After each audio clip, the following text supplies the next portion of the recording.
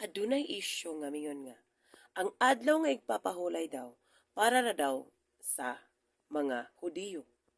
Kani sa makita nato diri sa Genesis chapter 2 verse 2 and 3. Diri makita nga wala pa ang mga Hudiyo ani nga panahona. Pero naana di ay ang adlaw nga igpapahulay nga gisugo sa Ginoo nga maong adlaw nga ikapito inugsimba sa creation pa lang. Kani nga panahon, wala pa'y mga Hudiyo ani. Kaya ang mga Hudiyo, dito na nag-start sa panahon ni Abraham. Okay, dara.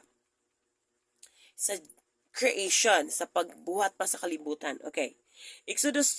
Genesis chapter 2. Okay. Ug sa nahuman ang mga langit, ug ang yuta, ug ang tibuok nga panon sa kanila. Verse 2. Ug sa adlaw nga ikapito, natapos sa Dios ang buhat nga iyang gihimo. Ug mipahulay siya sa adlaw nga ikapito, gikan sa tanan niyang mga buhat nga iyang gihimo. Ug gipanalanginan sa Dios ang adlaw nga ikapito, ug nagbalaan niini, tungod kay niini nagpahulay siya gikan sa tanan niyang buhat nga gibuhat ug nahimo sa Dios. No? Sa Genesis pa lang sa creation, naana day ang adlaw papahulay. Dili lang day ni para sa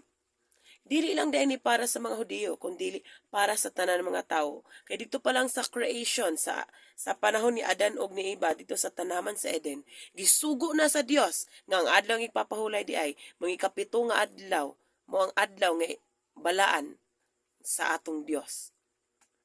Amen.